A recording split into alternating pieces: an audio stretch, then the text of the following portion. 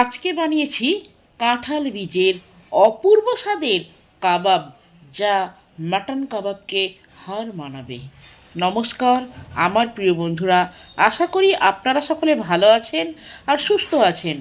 বাসন্তী রান্নাঘরে আপনাদের সবাইকে সুস্বাগত।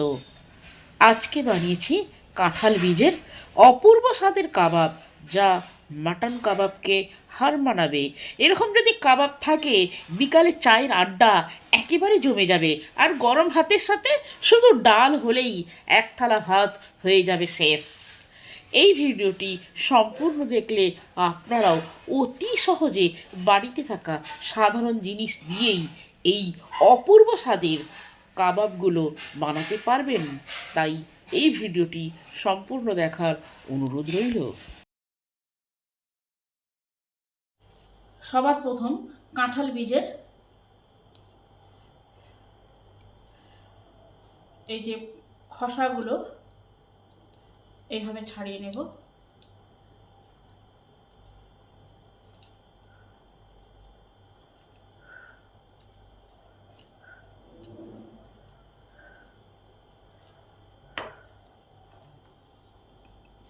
এই যে সাদা সাদা একটা খোসা থাকে,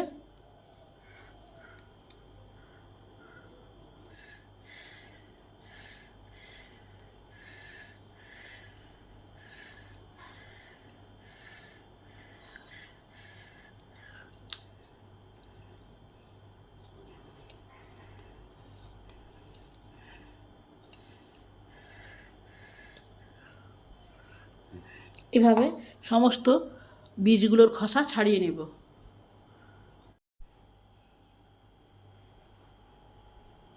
কাঁঠাল বীজগুলো আমার সব খোসা ছাড়ানো হয়ে গেছে। প্রেসার কুকারের মধ্যে খোসা ছাড়ানো কাঁঠাল বীজগুলো দিয়ে দিলাম। এবার জল দিলাম। এবার ঢাকাটাকে চেক করে ভালো করে লাগিয়ে দিলাম। একটা হাই হিটে আর একটা সিমে সিটি দিলেই কাঁঠাল বীজগুলো আমার ভালোভাবে সেদ্ধ হয়ে যাবে। গ্যাসটাকে জ্বালিয়ে দিলাম।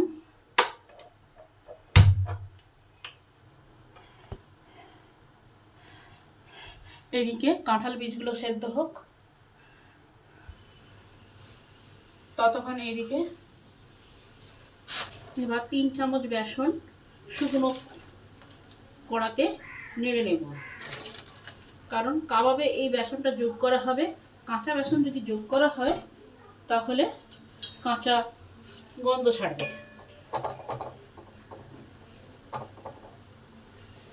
এর কাঁচা গন্ধটা যতক্ষণ না যাচ্ছে ততক্ষণ একটু ভালো করে ভেজে নিতে হবে।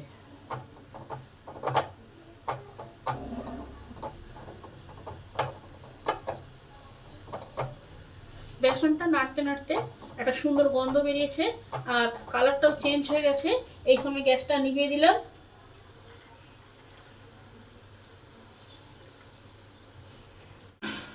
কাঁঠাল বীজগুলো সব সেদ্ধ হয়ে গেছে। এবারেই বীজের মধ্যে যে বাদামি কালারের খোলাটা আছে সেটাকে হাতে করে করে ছাড়িয়ে নেব।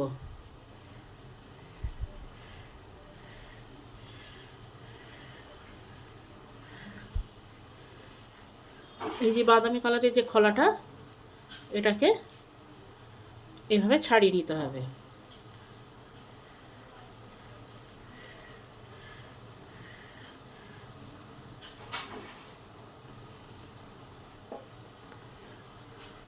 কাঁঠালের বীজের খোলাগুলো সব ছাড়ানো হয়ে গেছে।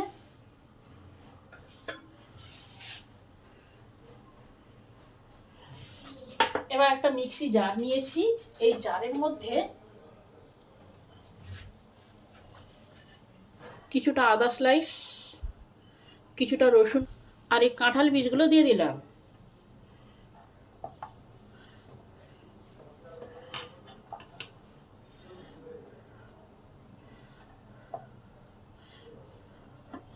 এবার এটা মিহি করে বেটে আনি।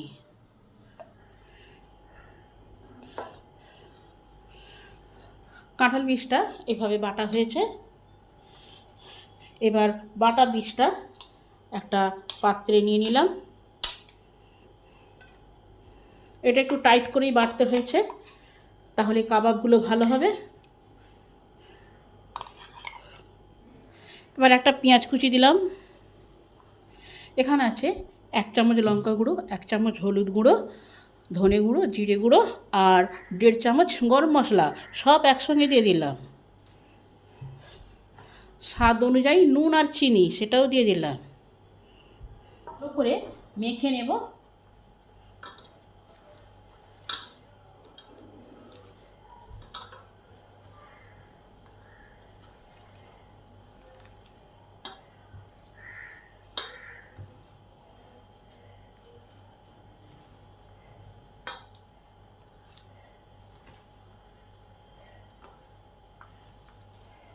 সব মশলাগুলো কাঁঠাল বীজের সঙ্গে যাতে ভালো করে মিশে, সেই জন্য একটু চেপে চেপে ভালো করে মেখে নিতে হবে, তবেই কাবাবগুলো খেতে টেস্টি হবে। ডিমটা ভেঙে দিলাম।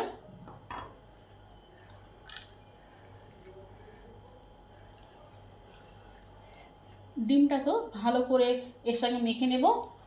যদি দরকার হয় তাহলে আরও একটা ডিম দেব।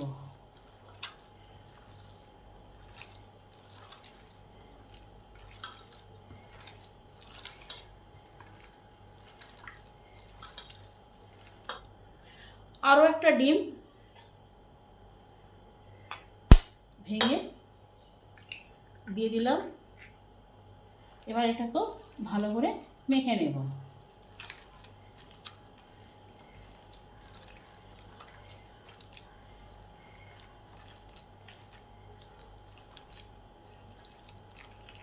বাইন্ডিংয়ের জন্য যে 3 চামচ বেসনকে শুকনো কড়াই ভেজে রেখেছি সেটা দিয়ে দিলাম। বেসনের পরিবর্তে যদি ব্রেড ক্রাম্ব থাকে বা ছাতু থাকে সেটাও দিতে পারবেন। এবার এটাকে ভালো করে মেখে নেব।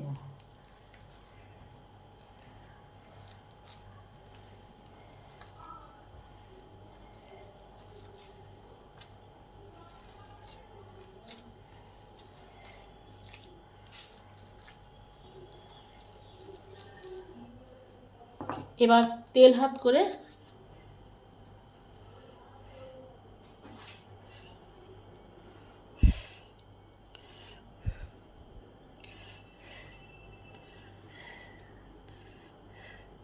এরকম কাবাবের আকারে গড়ে নেব।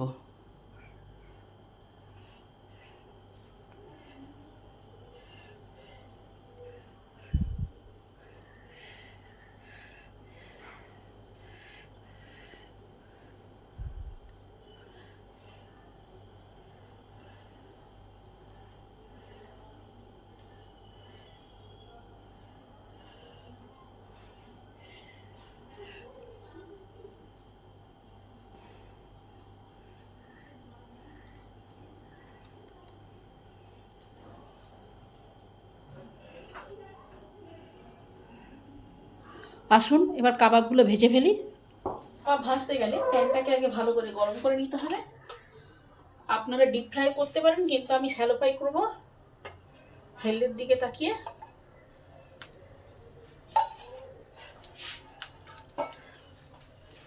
তেলটাকে ভালো করে গরম করে নেব। এবার কাবাবগুলো এক এক করে ভেজে নেব। একটু মিডিয়াম হিটে, বেশি হাই হিট করা।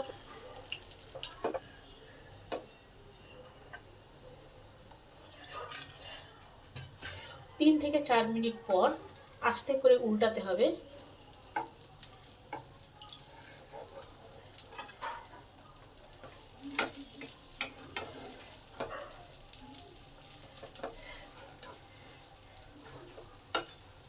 দুদিকটা এরকম লাল লাল করে ভেজে নিতে হবে।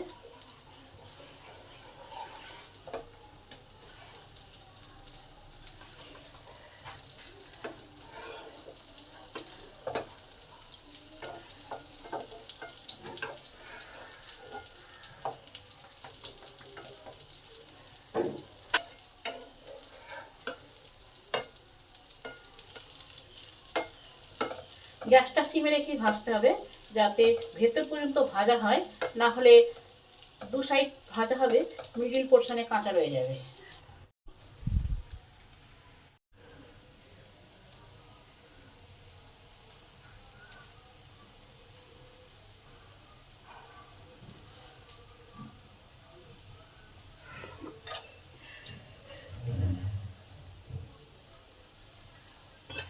2 মিনিট পরে এইদিকে উল্টে দেখি,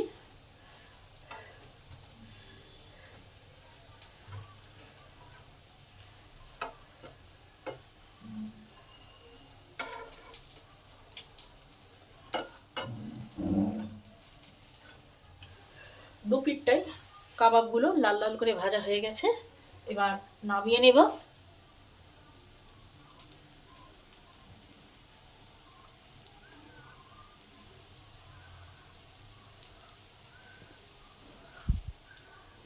এবার নামিয়ে